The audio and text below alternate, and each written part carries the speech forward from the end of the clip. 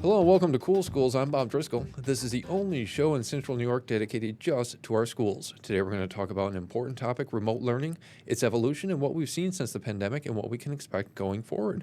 We're joined today by Bree Dussault. She is from the Center on Reinventing Public Education at Arizona State University's Mary Lou Fulton College of Teaching and Learning Innovation. Thank you for joining us. Thanks. Good morning. Great to be here. All right, so I told you are, but we kind of want you to introduce yourself a little bit and tell us a little bit more about you. Sure. Yeah, I'm a principal managing director at SERPI. So I research and study, right now, I actually research and study how artificial intelligence or AI is reshaping both the workforce and the ways that schools will need to be preparing students for the future and what that means for families and parents and teachers. I also studied the pandemic very closely in ways that schools adjusted to the pandemic using remote learning now 5 years ago. Prior to that, I was a teacher and principal and worked in the school district as well in Massachusetts, New Orleans, and Seattle, Washington.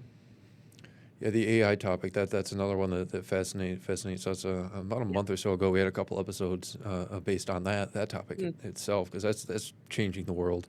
Can you tell us about the Center on Reinventing Public Education, what you do there? Yeah, we study public school systems. We are looking for ways that schools and really systems of schools, so districts or networks of schools, look to transform learning for students. We try to understand what parents and students today need and want, and then understand how and why schools do and don't meet those needs, and work with a lot of different educators, systems leaders, policymakers, and advocates to help advance transformation for students. What would you say got you started with the center? Like, what's kind of the motivation behind everything you do there? Well, I started as a classroom teacher, so I worked for about 20 years in the system itself. Uh, and as I mentioned, several states, and I worked from classroom up to the central office. I helped launch schools, helped others launch schools, and I ultimately came to SERPI because I realized and I lived through ways that system dynamics shape the day-to-day experiences of kids on the ground, and I wanted to understand and learn from other great systems that were doing that work. Now, when it comes to remote learning, I mean, when the pandemic started, and it felt like we were kind of learning how to do everything, Mm. a lot of people were like, well, that's not going to work. But we were learning of it for the first time. Do you think that was kind of common across the country? The remote learning was heard of the first time when the pandemic hit? Yeah, I mean that was I think that was a pretty historic moment for all of us. Very few schools had done remote learning regularly, and really very few to no schools were prepared for a months long kind of quarantine at the beginning or towards the kind of beginning of spring 2020. So what we studied this, and I think everyone watching this, most of us lived through this. What started as a 2 or 3 week quarantine turned into months of impact, and really it wasn't even through the 21-22 school year. We saw really different environments for different students across the country in terms of how exposed they were, how reliant they were on remote learning. So it's taken almost 2 or 3 years for students to even get back to a standard set of in-person learning experiences. And I think that even 5 years later, we're still seeing the impacts of that event for us. And yet, to your point, we did learn how to do it. And I can talk to you about what that looked like. But schools and teachers and classrooms did learn how to put remote learning practices in place. It was rocky, it was challenging, and it really differed based on where you lived. But it did happen. Do you think this is something they thought about before the pandemic, like this day might come? Do you think they were prepared for it, or was this literally learning as they went? I've worked in schools. You do a lot of crisis management. You are prepared for earthquakes. You are prepared for hurricanes. You're prepared for natural events.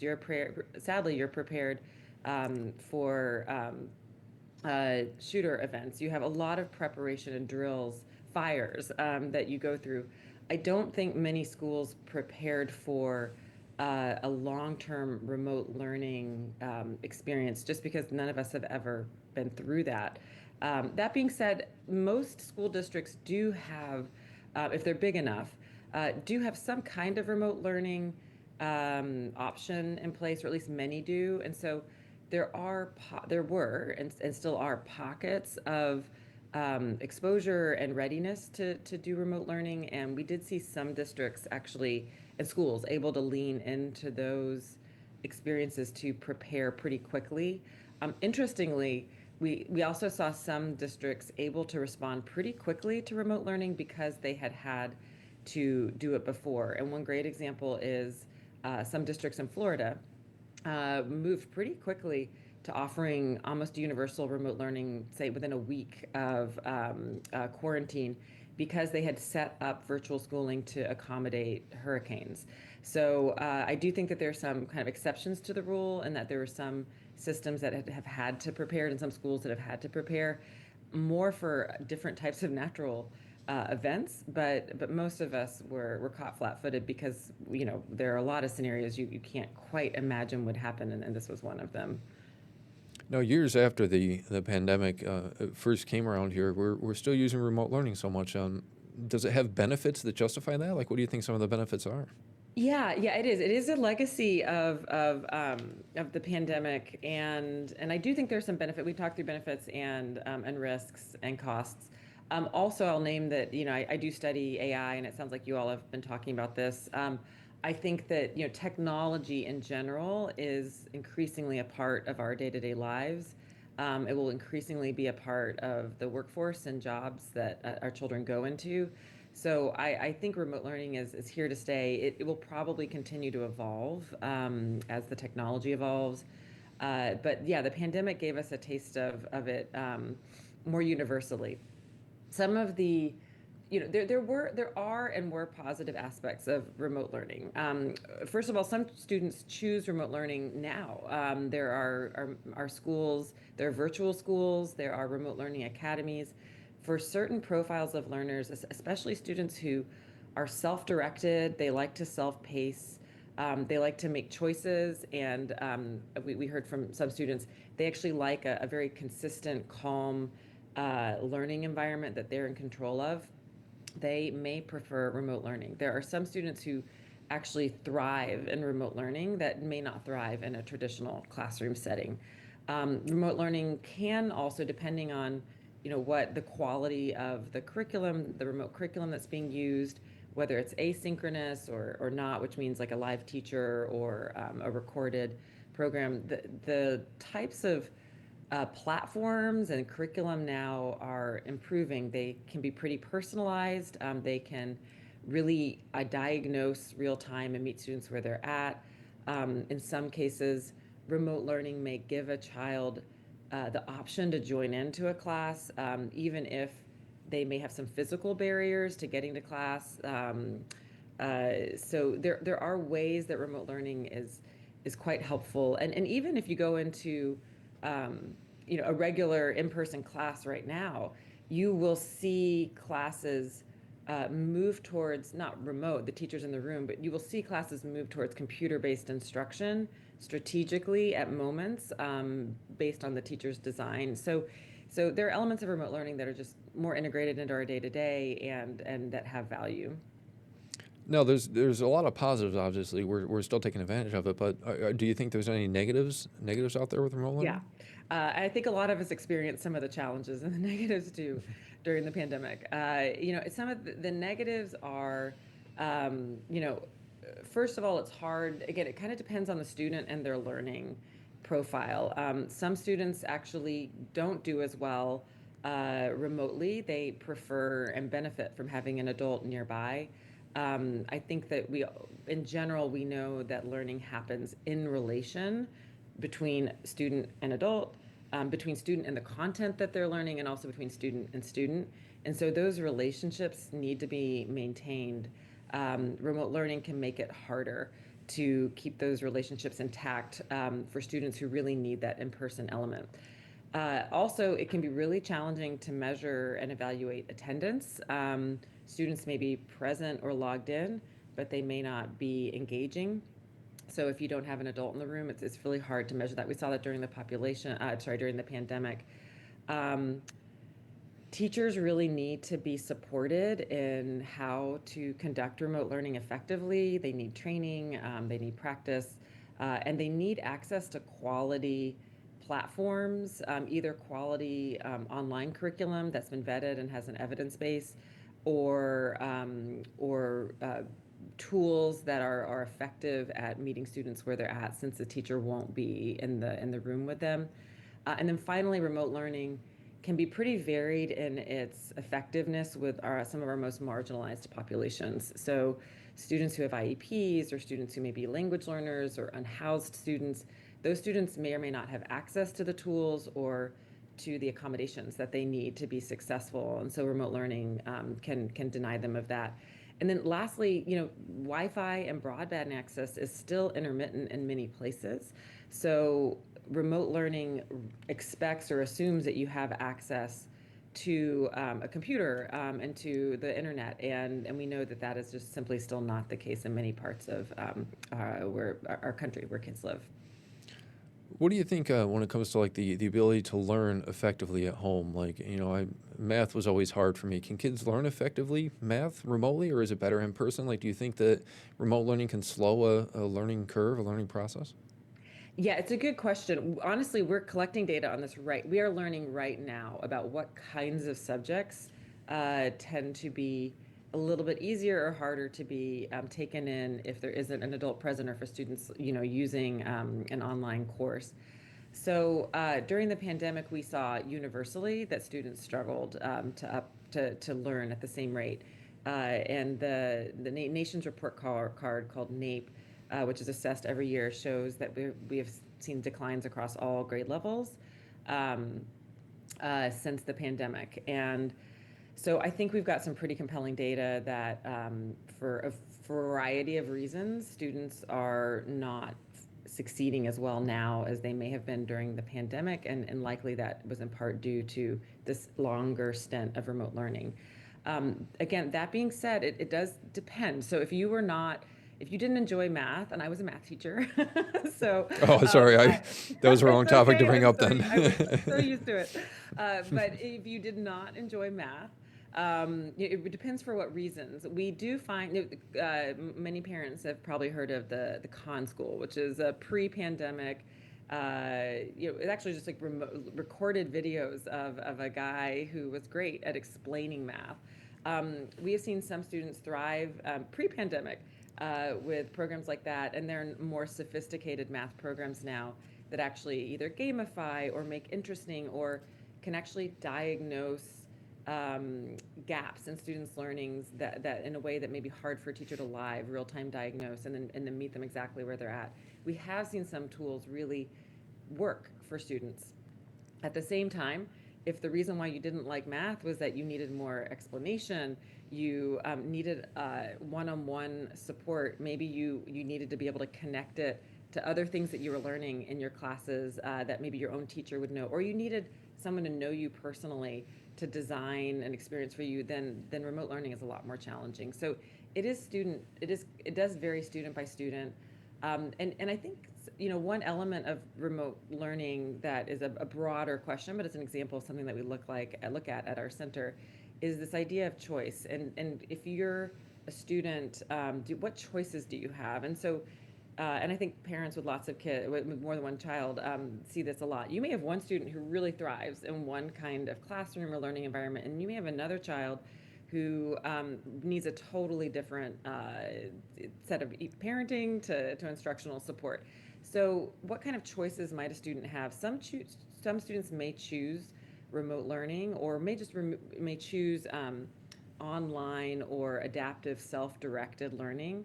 And then some students may really not. So I think at the end of the day, there's no one perfect classroom environment for students, but we do see that in systems where children have choice, and that might be within their school district, or maybe different choices inside or outside of their school district, that can give parents and students more opportunities to make that decision, to your point of if I'm struggling in a subject, what benefits me best. I misspoke. I love math. Math was my favorite subject.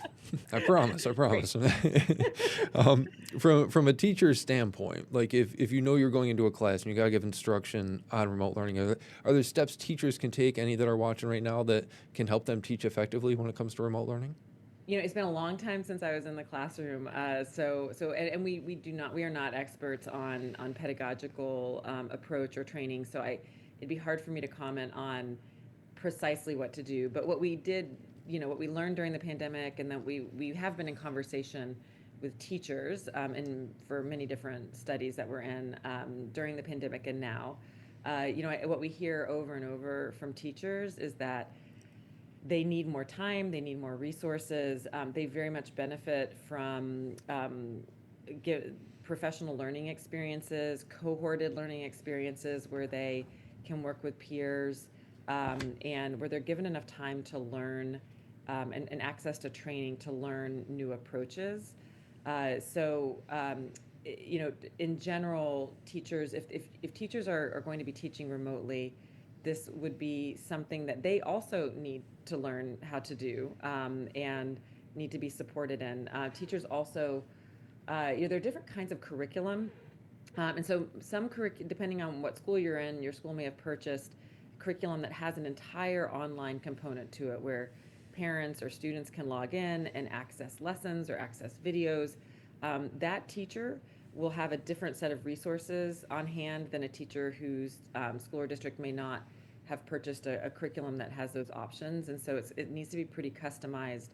Um, Teachers also, we're also living in the world we're in. We're all online. We're on our computers. We're on our phones outside of work, and sometimes at work all the time. And so I think there's an element of making sure that teachers can connect the dots between how we use technology day to day and how to help do that in our in our jobs, and with students learning how to do that at home. One last thought is teaching a kindergartner remotely is quite different, as you can imagine, than teaching like a high school senior. And so there are just big developmental differences and tools that teachers need depending on what grade level they're working in. Are there any things parents can do that can make it more effective for their kids? Yeah, it's a great question. I think remote learning is can be challenging for parents because you, in a way, you're at least a teacher's aide. You're in the room often, or you're in the house while your child is learning. A lot of parents got a front row seat to their kids' education and their learning during the pandemic. And remote learning can be challenging if a parent has a job where they can't be there, or a job where they're there but they can't be fully present with their child. If remote learning were something that were systematically being used in a school system, ideally there would be, and we saw some of this during the pandemic, there would be different locations where children could go to, so that if their parents are working, or otherwise disposed, they could go to, say, the YMCA or a library or even churches. And we did see school systems opening up these pandemic era learning pods, they're often called. I think for most schools, they're not doing that level of systemic remote learning. So parents are probably going to have their kids at home. Parents, I think what we've seen, and this connects to what I was saying about teachers, is I think parents could be asking important questions to their school. Can you guarantee that my child has access to a functioning good laptop? Can you provide a hotspot if I don't have internet reliably at home? How are you helping your teachers do this? How could you train me up? What are the logins so I can get in and track my child's progress if I want to know how they're doing? And then how do you decide when we go on remote learning or not? Is it because of snow days, or off days? Is it when teachers are doing professional learning? Can you give me a schedule in advance so I can be prepared to be set up the right environment at home for my child? Those are the kinds of questions that I think parents often ask schools, and should feel the right to ask if they're going to be asked to do remote learning. You bring up a good point. Like, say a family doesn't have internet at home or a computer. Is your best advice that they reach out to the school if that's something that they're faced with? They absolutely. If a school is going to be asking a child to learn remotely, they would ideally be providing both the hardware and the software so that the child can do that. And during the pandemic, we saw a lot of systems doing that, working to secure one-on-one devices. And so most schools and systems should have those devices, and students often are on them. But parents absolutely need to make sure that they're guaranteed and understand what their rights are to getting access to those um, materials. You brought up snow days, and I'm ashamed to admit, in the past couple of weeks, we had a week where we got feet of snow in central New York. So, I mean, it fell over break, so schools didn't really have to deal with it. But even the traditional snow days, a lot of us look forward to as kids now are remote learning days. Some schools still do snow days or delays, but do you think remote learning days are something we could see more of in place of things like snow days in the future? I think it's very possible. Schools are grappling with a lot. As I mentioned earlier, we have a lot of data to show that students are behind. Schools and teachers feel a lot of pressure to catch their students up. They want to take advantage of what time they've got with their students. And they now have technology that makes it possible to consider remote learning as an option. So I would expect that schools will continue to use this as a strategy. I think the key is to know that it's an effective strategy. And so, our another set of questions that I would want to know is, how do you know students are attending school during remote learning? How do you know that students are learning? How are you measuring that? And I think that could help explain or justify why remote learning days are in place. Schools don't want their students to get behind, and if you have a week of feet of snow, you don't want to lose that time with a student. And we now have the ability to connect with students. At the same time, we know that there are challenges in that learning environment, and so it's an important choice for a district. Districts also have to meet certain minutes of instructional time in order to end out the year. So, if by integrating remote days, they may do fewer, days at the end of the year that often stack on when you have snow days. So they're making choices along the way. When it comes to picking a school, I guess more at the college level than anything. I remember back when I was in college, there were a couple of gen ed classes I could take remotely, which at the time was unheard of. Yeah. Do you think that attracts students to a college or a school? Yes. I think right now the purpose of college, the cost of college, the viability of college are questions that we hear students and parents grappling with, especially since the pandemic. And colleges are needing right now to really assess what their role is and what their purpose is, and also how do they meet the needs of more learner styles. And so there are there are a number of virtual universities, there are online classes, there are online master's programs now, online PhDs. So yeah, I think that colleges are absolutely considering this. And given that their students are older, and just from a developmental lens, they are maybe more able to do self-directed learning, or they may self-select into learning. I think that colleges have a strong rationale for doing remote learning. At Arizona State University, where I work, there are even international opportunities for students to learn online. So colleges are definitely playing in the space and trying to figure it out. We talked about AI earlier, and that fascinates me. And we got remote learning, and we even touched earlier on the big kind of like tech boom we're seeing, when it comes to education. What advances do you think we could see when it comes to remote learning, AI, any other tech fields in education as we move forward? Such a great question. I think that we will see, in fact, we already are starting to see signals of change.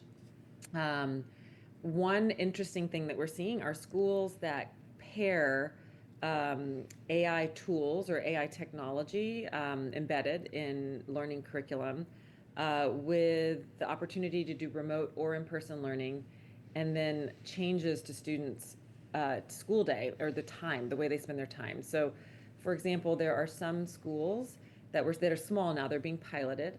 That may compress learning for students down to say 2 to 4 hours a day, and they're more on computers doing remote or in-person asynchronous learning. Then the rest of their day they're spending doing projects or hands-on learning outside of a typical classroom structure. These are certainly not across all systems, and they're in pilot, but there are some interesting new models that pair AI and computer-based learning with actual like hands-on creative project-based learning. So that's one example of a set of schools we're seeing. We're also seeing some schools pilot and collect evidence just on new strategies to bring AI tools into the classroom more thoughtfully. So maybe an AI coach, or a way to do groupings with students differently, or using AI tools to target certain students like English language learners who need supports like language translation, which technology can do pretty easily across many different languages now. So I do study this right now. What we are seeing for early adopters in this AI movement is a lot of pilots to try to imagine what it could look like. And as you can imagine, it's a pretty new space, and we're all trying to learn what the possibilities are, and also how to safeguard students' learning, students' data, and also to ensure that the strategies that are in use and the AI tools that are in use actually are effective and result in deeper, better learning for students and deeper and better relationships with themselves and their peers. Aubrey, I love hearing about your research, and I know you guys have a lot of topics you're doing. If people want to learn more about the Center on Reinventing Public Education, what you do, what you study, where can they go? Sure. Yeah, our website is crpe.org. So really easy to find us, and come check us out. There's a lot of information on the pandemic as well as current day technology-driven learning. All right, Bree Dussault, thank you so much for joining us. I love talking to you and hearing your viewpoint on remote learning. Thank you. It was great to chat about this. Have a wonderful day. And remember, if there's something you want to talk about, you can email me anytime, coolschools@localsyr.com. Download the WSYR Plus app on your TV to stream News Channel 9 for free. Just go to your smart TV, search WSYR Plus in the App Store, and download to start streaming today.